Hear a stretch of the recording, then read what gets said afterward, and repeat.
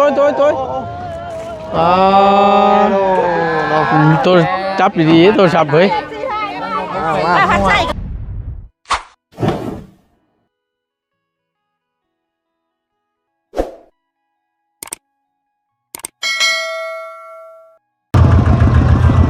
หอดแล้วไปน้องไงหมู่บ้านที่จะนำเครื่องน้ำกรองมาแจกนี้เนาะรอถ่ายถ่วมคักถ่วมแน่ดีเลยพี่น้องนี่ละบ้านเด้อบ่ให้น้อยเนื้อตำใจเด้อที่ว่าเอามาต่อกันอีกรอบนึงพี่น้องเลยมาฮอดจอดถึงเป็นที่เรียบร้อยบาทนี่เนาะน้ำเต็มอยู่เด้อพี่น้องเด้อเอากลับทักทายสบายดี FC บัดสุขุสุคนอีกรอบนึงพี่น้องเนาะถ่วมคักถ่วมแน่ดิมีแต่เฮือเท่านั้นเลยไปมาสัญจรได้เนาะทักทายสบายดีเด้อทีมงานบางอย่าง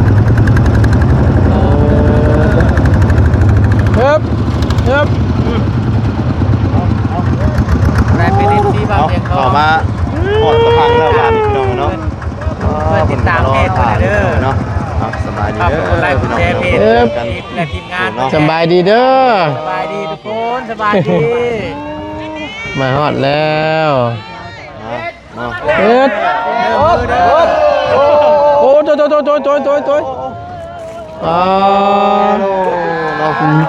จับดีๆตัวจับเฮ้ยพัดใส่กันมานะ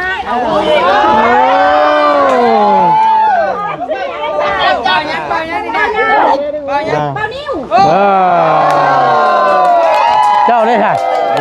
มุ้ยไปหู้ชับแล้วกันบาทนี่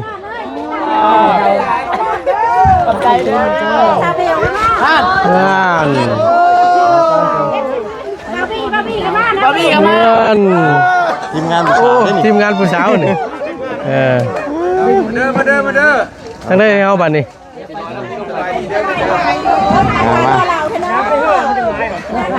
เฮ้ยหาทั้งเขาหาทั้งนั้นเอาบาทนี่ทั้งข่าวบ่ได้ฮะไปพุ่นบ่ย่างกับบ่ได้ได้บ่บุญเลยดึกช้ำบ่จักอันนี้บ่ยังเล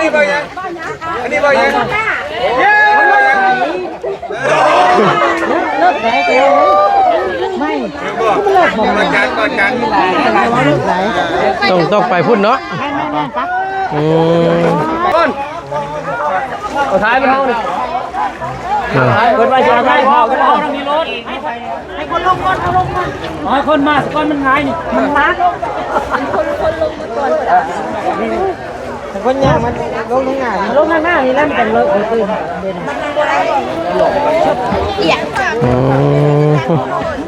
ฮึบ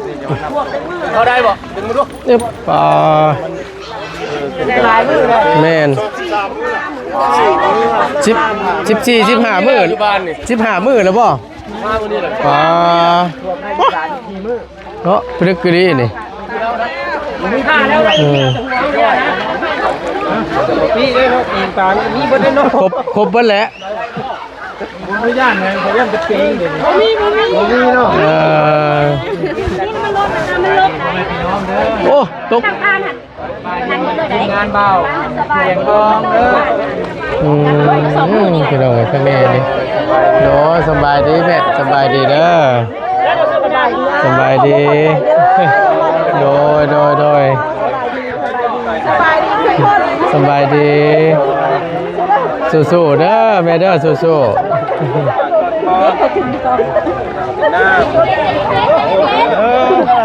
ได้ทางไหนยังขึ้นได้อยู่ทางไหนได้บ่เลิกได้อยู่นี่เอาดึงกันแน่ดึงผู้เอาแน่เดี๋ยวผู้สาวเนาะลืมมาประจนไฟขนาดเนาะครั้งแรกเลยเนาะน้องเนาะโดยใจก็ได้ช่วยกันเจ้าเนาะยินดีจะเบิ่งบ่เตงแล้วมาเบิ่งมายังนั่นยักษ์นี่มาเบิ่งคุย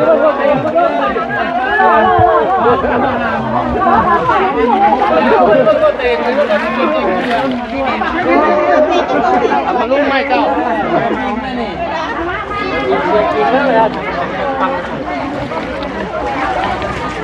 ผมรู้เขาจะเบิ่งบ่ตีครับ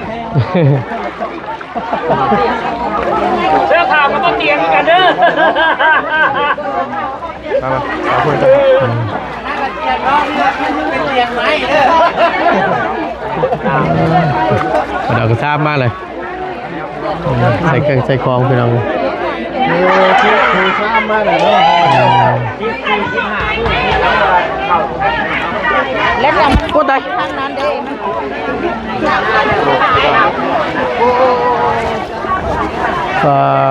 ตัว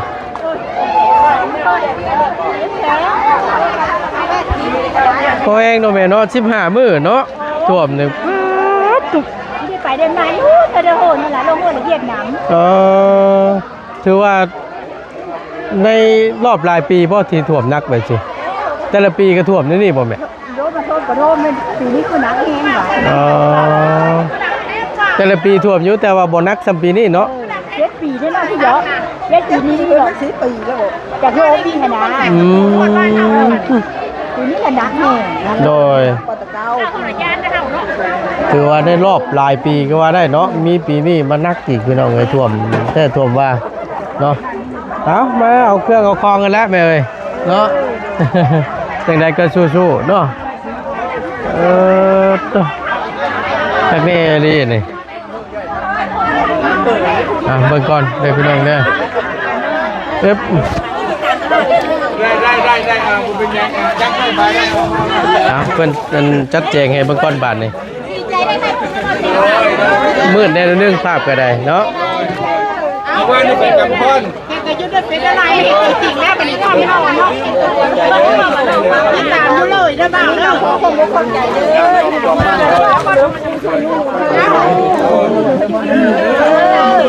มันตีมือไปที่กันให้ ยักษ์เล่นแถวจะให้เพื่อนเล่นแถวเขาเอาได้ไหมให้เพื่อนมาเอาใช่ยังมันคำให้เพื่อนมาเอา ต่อแถวกันมาเอารถเนาะจะบ่คำ ฟังเลยฟังเลยซื้อเด้อฟังเลยได้พี่แต่คุณเจ้าจัดเลยคุณจัดนั่นแหละพาหุ้นคืนนึงก็ไปห้าเพลงแล้วแต่ทุกที่ก็ได้เคยเกลเรา เราไปได้แยกกันไปนั่งร้องเพลงมันต้องว่าจะไปเยอะหน่อยป่ะแยกกันได้อาจารย์เถอะพี่มือเขาว่าเป็นวิธีเนาะเอาก็รู้แล้วได้ ที่ไหนว่าเมืองใดเอาพระพุทธเจ้าทางหน้าทางเมืองคนมอบหมาย นาลี พระพุทธเจ้ากับทางหน้าทางเมืองคนมอบหมายให้เป็นหัวหน้ากลุ่มช่วยเหลือปฏิบัติน้ำท่วมครั้งนี้เนาะได้นำทีมงานของบ้านเตียงทองมาช่วยปฏิบัติน้ำท่วมอยู่ที่บ้านนาใต้นั่นนี่เนาะนี่นะถ้าเจ้ากะขอไว้ใช้ให้พ่อนางทีมงานทุกท่านที่มาช่วยนี่ขอให้อยู่ดีมีแห้งเจ็บไม่ได้ไปยังน้อยรับมือนาทีการงานเป็นเพจตามหลาย100 ล้านอยู่ดีมีแห้งล้านวิวน้อยน้อยเป็นเพจตามหลายให้ในเมืองรับมือด้วยตลอดทุกคนเด้อในทีมงานเด้อที่มีด้วยสาธุเนาะสาธุ เตียงร้องอะไรเตียงร้องซะแล้วตีท้องไปแล้วจริงเต็มจริงบ้างเลยกระซ่ามาล่ะยังอยากได้กินทำพี่น้องกันน้ำในเนาะน้ำกินน้ำอย่างน้ำใส่น้ำซอย พอติดกันนั่นมาเนี่ยครับผมเข้าใจเขาเข้าใจเนาะ ทางกระเป๋ามันอำนวยความสะดวกให้ทุกสิ่งทุกอย่างพามาทุกสิ่งทุกอย่าง ยังไงน่ะ จะมา ฮะ ขับเพลงการเตียงแมน ลงคอยจัง จักไปแล้ว แมนได้ล็อก ทีมอะไรทีมอะไร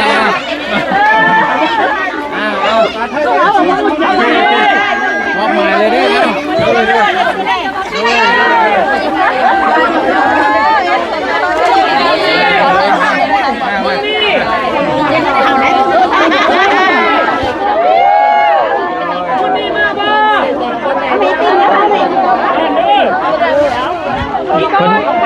คนบ่ได้ยินชื่อแล้วน่ะ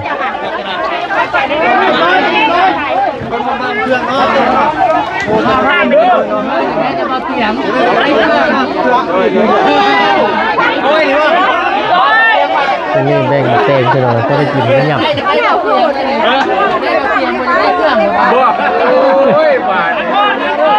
ต้องเลือกไว้แล้วมันจะนอนวัดอีกพวกผมไม่นอนวัดเราคือสวรรค์เราคือชิโน่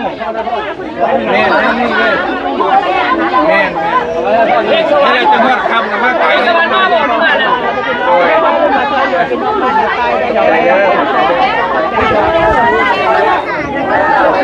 จริงใจพี่น้องเอ้ยมันที่ได้นำทีมงานบ่าวเตียงเนาะเป็นมาช่วย เอ้ยนะเอาผมเคยเอาเลย ยุ่ง โอ้สงสัยอาจจะใช่ มาทานนั้น ขมันมาบ่ อันนั้นพี่น้องไงอ่านชื่อทั้งนี้ทั้งนี้ใจหุบ สองคนทำการเนาะเดี๋ยวทำมาทำเดี๋ยวมืดเลยพี่น้องคำลงบัดเนาะเฝ้าได้เวลาจำกัดตัวแหละเนาะ เดินข้ามก็เริ่มเบิดแล้วบาท แบตบอตูนเป็นสิบเรือเลย ยังเว้นแต่ข้างฟังต่อไปความเร็ววางพี่โอมหันคำใบ เสียงลังเนี่ยนิดนึง เมื่อสมองต่อทำได้เอาแก้วอะไรมาบ่ นายซื้อมาเอา แม่ มาละครับเด้อเอาสูตรพระจันทร์ พันกันมาเด้อนั่นกำลังเอา ยัน เต็มอยู่เนาะ น้ำมันมาอยู่ตรงเนาะ มาละครับตัวนี้ ดิ้นออกน้ำมัน จับคุย นั่นดีได้ไหม จับคุยมาบ่ ลายเลยย่านผมได้ย่านเนี่ยเขาย่านแต่ตัวเล่นปิงขึ้นดินี่นี่ น้ำมันไหลอยู่มันมี จังว่านี่แหละยันมาเลยย่านไหนก่อนเอ้ามาก็มาพ่อมาตกน้ำ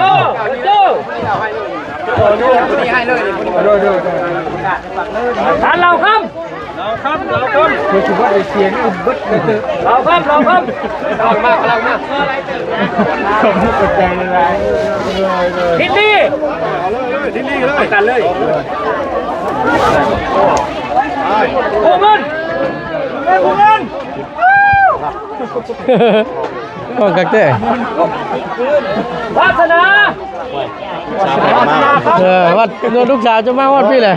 โอ้ยเนาะ ทำไมแบ่งปัน ทีละคน ปันน้ำใจได้ไม่น้อยเนาะ ทีละคนได้ไหมครับแม่นี่ก็ยัน ตาลเลยตันพี่คุณน้าไปทางไหนก็ได้คุณน้าเลยตุยเลย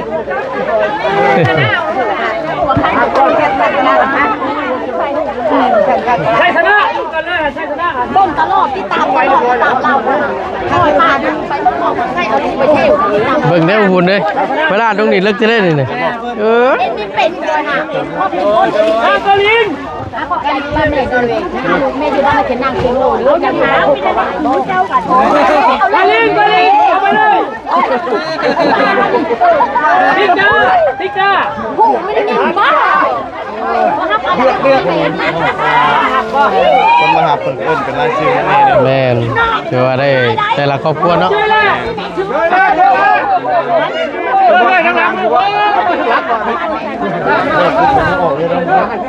วงเพชร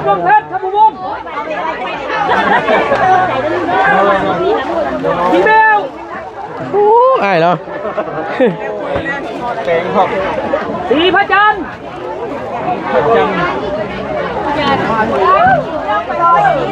สีพระจันทร์ออกมา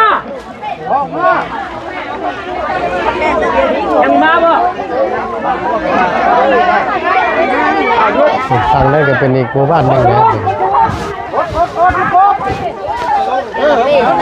เวลากำแพงเขาไม่เป้งเลยสิเชื่อมันหมดเป็นแพง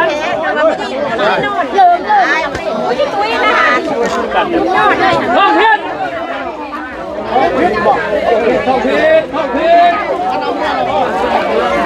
เอาเวลาเนี่ยไปได้หัวโพดเ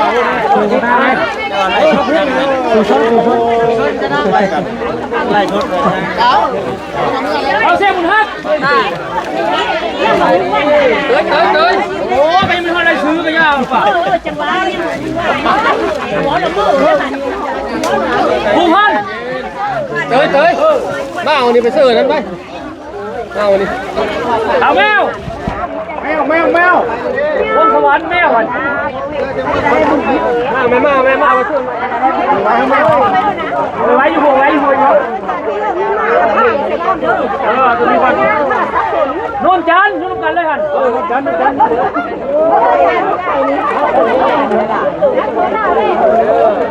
องค์ท่ำจริงท่องเลยนี่เราไปเนี่ยมันจะไปแน่จำมา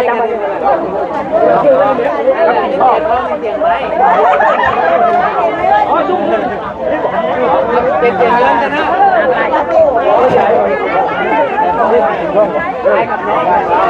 บัวผ้า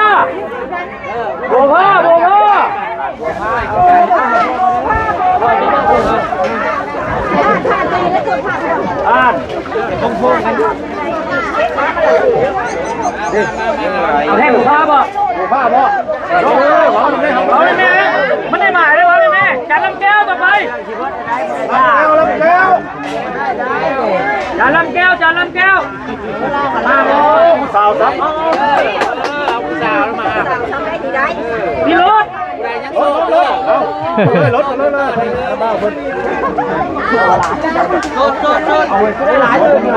พิมหา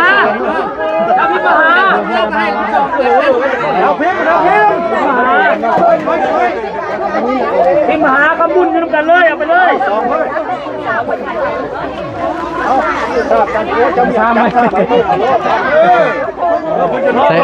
ใส่กระชามร้อยเลยบาทนี่ เจริญมา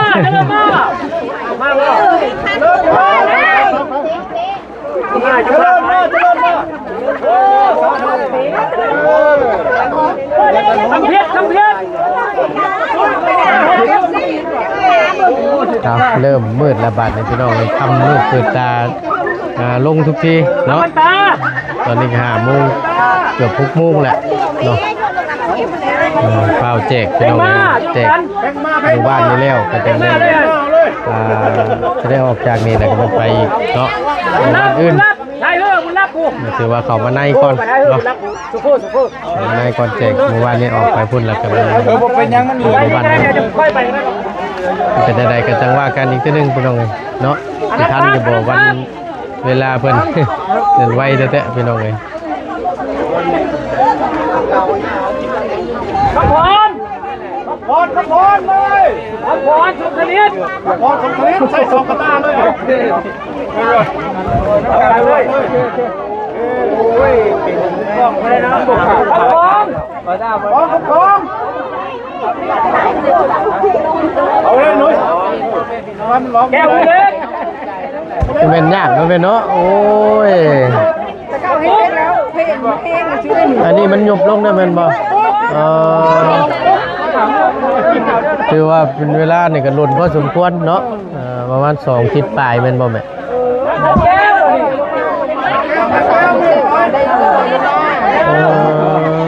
ก็แห้งแล้วงัวควายแบบเป็ดตูกาไก่เฮาเนาะ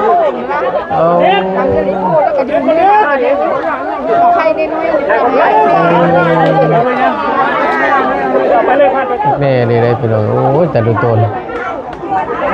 เอาเนาะเป็นรายการสู้ๆแม่นกับทีมงานเดียวกันบ้านเดียวกันนี่แหละแม่นหมู่คู่กันนี่แหละบ้านกกใหญ่หมู่เดียวกันเลย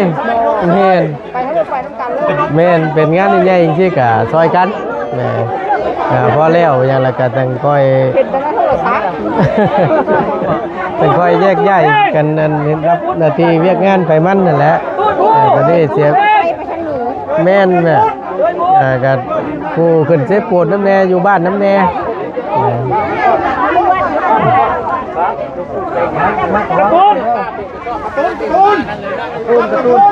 เบิดแล้วการ์ตูนฮะอยู่พี่เด้อการ์ตูนอยู่พี่เด้ออยู่พี่ของมันเดียวกระตุ้น บ่ไหวแล้วแม่นบ่เอาถือว่าแล้วเป็นที่เรียบร้อยเนาะพี่น้องเนาะขอบคุณมากจัดทำไม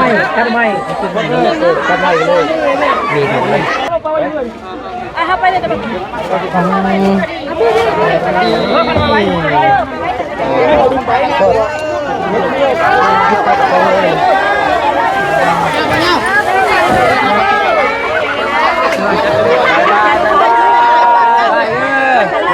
สู้ๆเด้อสู้ๆเป็นกำลังใจให้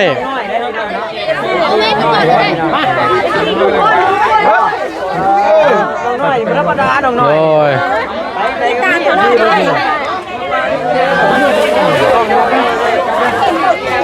บาดนี้พี่น้องเลยครับคนเด้อพี่น้องคนเด้อ ไปลำลาละบัดนี้พี่น้องเลย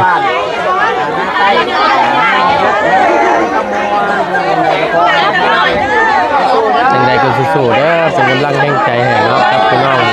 เมืองหนองบกแห่งขมวนเนาะสู้ๆเด้อเด้อเป็นกำลังใจให้เนาะ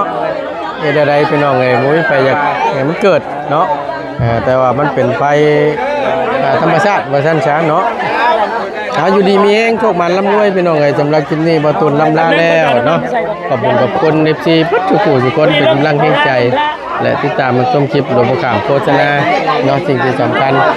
อยู่ดีมีแฮงโชคมันร่ำรวยพี่น้องเอ้ยสบายดีเด้อพี่น้องเด้อ